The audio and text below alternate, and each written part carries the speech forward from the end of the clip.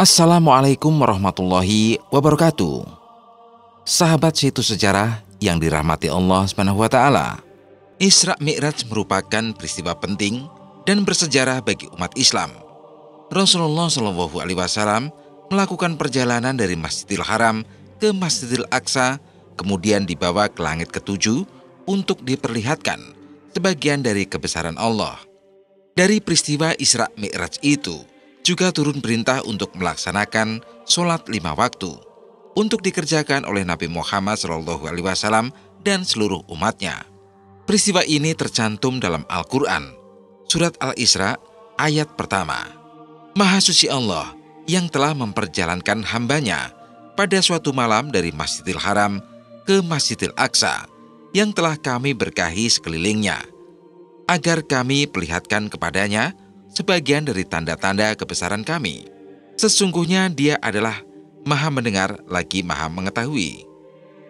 Isra Mi'raj terjadi pada 27 Rajab, tahun ke-11 dari kenabian Rasulullah, di mana saat itu Rasulullah berusia 51 tahun, atau jika dalam kalender Masehi terjadi pada tahun 621.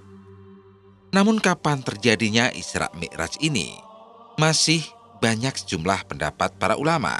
Sementara itu, banyak ulama menyebut jika peristiwa ini merupakan penghiburan dari Allah SWT untuk Rasulullah. Karena di tahun itu, Rasulullah kehilangan 2 orang yang begitu dicintainya, yakni istrinya Khadijah dan pamannya Abu Thalib.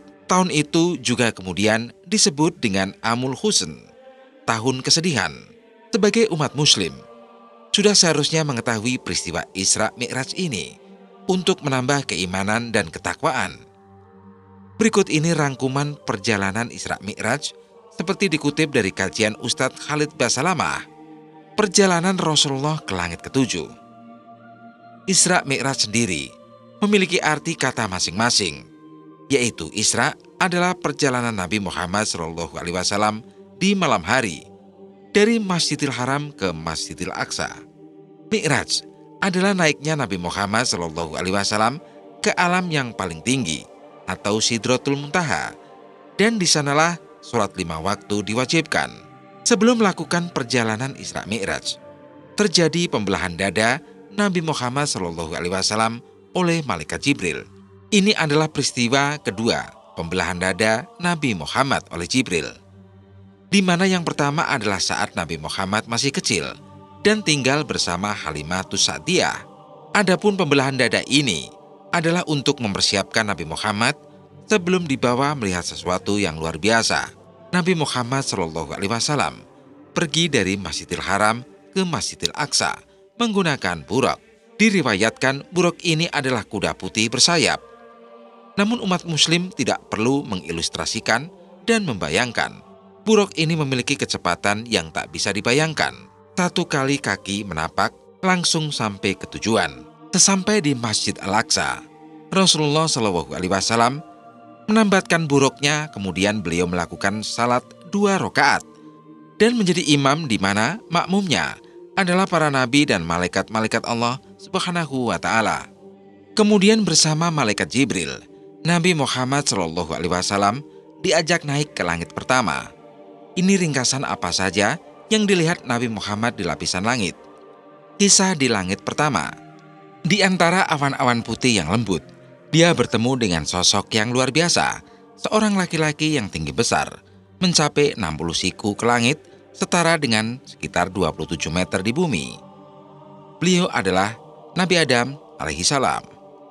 Nabi Muhammad SAW terpesona oleh keindahan ciptaan Allah SWT. Di sepanjang panorama yang menakjubkan, 2 sungai yang mengalir tanpa henti menarik perhatiannya. Mereka adalah sumber kehidupan bagi bumi. Sungai Nil yang legendaris dan sungai Eufrat yang megah. Bersama Jibril, Nabi Muhammad SAW berjalan-jalan di langit pertama, menikmati keajaiban yang tak terbayangkan. Di tengah perjalanan mereka, tiba di sebuah sungai yang memukau. Di atas permukaannya terdapat istana yang megah, gemerlap dengan mutiara dan permata Zabarjat. yang berkilau seperti sinar matahari terbenam di ufuk barat. Nabi Muhammad memperhatikan dengan kagum, merasakan ketenangan dan keindahan yang tak terlukiskan di hatinya. Ketika dia menampukkan tangannya ke permukaan sungai yang tenang, aroma harum kasturi menyelimuti udara, memenuhi hatinya dengan kedamaian yang mendalam. Ini adalah telaga Al-Kautsar, hadiah yang Allah persiapkan khusus bagi Nabi Muhammad sebagai tanda kasih sayangnya yang tiada tara. Dari Abu Hurairah radhiyallahu an berkata, Rasulullah Shallallahu alaihi wasallam bersabda, sesungguhnya Al-Kautsar adalah telaga yang diberikan Allah kepada hambanya, yaitu Rasulullah Shallallahu alaihi wasallam pada hari kiamat. Telaga itu lebih putih daripada susu, lebih manis daripada madu, dan airnya lebih dingin daripada salju. Hadis riwayat Muslim. Kisah di langit kedua. Dengan izin Allah SWT, pintu langit kedua pun dibukakan, memperlihatkan pemandangan yang menakjubkan di baliknya. Di sana, Nabi Muhammad SAW bertemu dengan dua orang yang amat dihormati, dua sepupunya, Isa ibnu Maryam alaihissalam, atau Yesus putra Maryam, dan Yahya ibnu Zakaria alaihissalam, Yohanes putra Zakaria. Kedua nabi besar itu menyambut Nabi Muhammad dengan hangat, penuh kasih, dan mendoakan kebaikan untuknya. Di antara cahaya keilahian dan kemegahan surga, kebersamaan mereka menjadi momen yang luar biasa. Nabi Muhammad merasa terhormat dan dihibur oleh kehadiran dua nabi besar itu. Mereka berbagi kebijaksanaan dan pengalaman spiritual, memperkuat persaudaraan mereka dalam misi ilahi yang sama, yakni membawa petunjuk dan cinta Allah kepada umat manusia. Dari Abu Hurairah radhiyallahu an berkata, Rasulullah Shallallahu alaihi wasallam bersabda, sesungguhnya para nabi adalah saudara-saudara seayah seibu. Ibunya adalah berbeda-beda, namun agama mereka satu. Hadis riwayat Al-Bukhari. Nabi Muhammad SAW dan Jibril alaihissalam meneruskan perjalanan mereka ke langit ketiga. Di sana kemegahan dan keindahan langit semakin memukau, memperlihatkan cahaya yang lebih bersinar dan keajaiban yang lebih besar. Dengan izin Allah SWT, pintu langit ketiga terbuka, mengungkapkan pemandangan yang lebih luar biasa di baliknya. Di sana Nabi Muhammad SAW bertemu dengan seorang nabi yang dikenal karena kegagahannya, kebijaksanaannya, dan kecantikannya yang luar biasa, yaitu Nabi Yusuf alaihissalam. Dalam perjumpaan yang penuh berkah ini, Nabi Muhammad merenungkan kebesaran Allah SWT yang menciptakan keagungan dan keindahan dalam setiap nabinya. Dia merasa terhormat dan diberkati atas kesempatan untuk bertemu dengan Nabi Yusuf, salah satu dari banyak nabi yang diutus untuk membawa petunjuk dan kebenaran kepada umat manusia.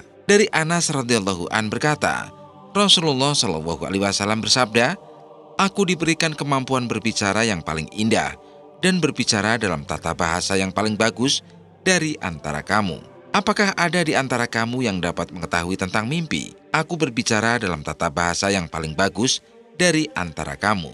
Hadis riwayat Al-Bukhari. Kisah di langit keempat. Nabi Muhammad SAW di langit keempat ini bertemu dengan seorang nabi yang dihormati di antara umat manusia, yaitu Nabi Idris alaihissalam. Nabi Idris dikenal sebagai sosok yang diberkahi dengan anugerah pengetahuan yang luar biasa. Dia adalah manusia pertama yang diberi ilmu pengetahuan yang mendalam oleh Allah SWT. Dengan rendah hati, Nabi Idris menyambut Nabi Muhammad dengan penuh kebaikan, mengucapkan kata-kata hangat dan mendoakan kebaikan untuknya. Perjumpaan ini tidak hanya menjadi momen bersejarah dalam perjalanan spiritual Nabi Muhammad, tetapi juga menjadi kesempatan bagi beliau untuk belajar dan mengambil inspirasi dari salah satu nabi terdahulu yang luar biasa. Kisah di langit kelima. Dengan izin Allah SWT, pintu langit kelima terbuka, mengungkapkan pemandangan yang lebih memukau lagi di baliknya. Di sana Nabi Muhammad SAW bertemu dengan seorang nabi yang dihormati di antara umat manusia, yaitu Nabi Harun alaihissalam. Nabi Harun merupakan saudara Nabi Musa alaihissalam yang selalu mendampingi Nabi Musa dalam berdakwah kepada kaum Bani Israel. Dia adalah sosok yang bijaksana, penuh kesabaran, dan selalu siap memberikan dukungan kepada saudaranya dalam setiap ujian dan tantangan. Kisah di langit ke-6. Dengan izin Allah SWT, pintu langit ke-6 terbuka, mengungkapkan pemandangan yang lebih memukau lagi di baliknya. Di sana Nabi Muhammad SAW bertemu dengan salah satu nabi besar dan tokoh terkemuka dalam sejarah agama Islam, yaitu Nabi Musa alaihissalam. Dia merasakan kehangatan dan keakraban dalam sambutan yang diberikan oleh Nabi Musa, seolah-olah mereka adalah sahabat lama yang bertemu kembali setelah sekian lama berpisah. Nabi Musa menyambut Nabi Muhammad dengan senyuman hangat dan pelukan yang penuh kasih. Kisah di langit ke-7. Setelah melintasi langit-langit sebelumnya yang penuh dengan kebesaran dan keajaiban, Nabi Muhammad SAW dan Jibril alaihissalam mencapai langit yang terakhir, langit yang paling tinggi. Di sana cahaya ilahi bersinar dengan kekuatan penuh, memenuhi ruang langit dengan keagungan yang tak terlukiskan. Dengan izin Allah SWT, pintu langit terakhir terbuka, mengungkapkan pemandangan yang tak terbayangkan sebelumnya di baliknya. Di sana Nabi Muhammad SAW bertemu dengan seorang nabi yang dihormati di antara semua nabi, yaitu Nabi Ibrahim alaihissalam. Beliau dikenal sebagai bapaknya para nabi, seorang tokoh yang dipilih Allah untuk membawa risalahnya kepada umat manusia. Ketika Nabi Muhammad bertemu dengan Nabi Ibrahim di langit terakhir, dia merasa terhormat dan diberkati oleh kehadiran sang bapak para nabi. Nabi Ibrahim dengan ramahnya mengajak Nabi Muhammad menuju Sidratul Muntaha, sebuah tempat yang tak terbayangkan keindahannya. Sidratul Muntaha digambarkan sebagai sebuah pohon yang mempesona, penuh dengan keindahan yang tak terbandingkan dengan apapun yang pernah dilihat oleh mata manusia. Di bawah pohon yang megah itu, Nabi Muhammad SAW berdialog dengan Allah SWT. Dia merasakan kebesaran dan kehadirannya yang melampaui segala pemahaman manusia. Rasulullah menerima wahyu dan petunjuk terakhir dari Allah SWT, menyelesaikan perjalanan spiritualnya dengan penuh kebijaksanaan dan keberkahan. Perjumpaan ini tidak hanya menjadi momen bersejarah dalam perjalanan spiritual Nabi Muhammad, tetapi juga menjadi kesempatan bagi beliau untuk merasakan kehadiran Allah secara langsung dan mendapat petunjuk terakhirnya. Kisah Nabi Ibrahim alaihissalam dengan keteguhan imannya dan kepatuhan yang luar biasa kepada Allah memberikan pelajaran berharga bagi umat manusia tentang keberanian, kesabaran, dan kepercayaan kepada Allah dalam menghadapi segala ujian dan cobaan dalam hidup. Ketika bertemu dengan Nabi Ibrahim alaihissalam, beliau sedang menyandarkan punggung ke Baitul Ma'mur. Nabi Ibrahim alaihissalam bersama Rasulullah kemudian pergi ke Sidratul Muntaha. Di sana Allah SWT memerintahkan sholat 50 kali sehari semalam. Usai menerima perintah tersebut, Nabi Muhammad turun dan bertemu kembali dengan Nabi Musa alaihissalam. Nabi Musa bertanya, "Apa yang diwajibkan Tuhanmu atas umatmu?" Nabi Muhammad SAW menjawab, 50 sholat. Maka Nabi Musa alaihissalam berkata, "Kembalilah kepada Tuhanmu dan mintalah keringanan, karena sesungguhnya umatmu tidak akan mampu mengerjakannya. Sesungguhnya saya telah menguji dan mencoba Bani Israel." Mendengar saran Nabi Musa alaihissalam, Rasulullah SAW kembali untuk menghadap Allah SWT. Ketetapan sholat pun dikurangi sebanyak 5 sholat. Rasulullah turun dan kembali bertemu Nabi Musa alaihissalam. Beliau kembali menyarankan hal yang sama. Alhasil, Nabi Muhammad SAW terus bolak-balik antara Allah SWT dan Nabi Musa alaihissalam. Setelah beberapa waktu, ketetapan pun turun. Allah SWT berfirman, "Wahai Muhammad, sesungguhnya ini adalah 5 sholat sehari semalam. Setiap sholat pahalanya 10, maka semuanya 50 sholat. Barang siapa yang meniatkan kejelekan, lalu dia tidak mengerjakannya, maka tidak ditulis dosa baginya sedikit pun. Jika dia mengerjakannya, maka ditulis baginya 1 kejelekan."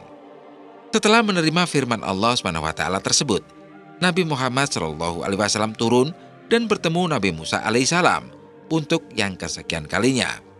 Usai mendengar penuturan jumlah 5 sholat, Nabi Musa alaihissalam lagi-lagi menyarankan agar Rasulullah meminta keringanan. Namun Rasulullah Shallallahu Alaihi Wasallam menjawab, "Sungguh, saya telah kembali kepada Tuhanku, sampai saya pun malu kepadanya."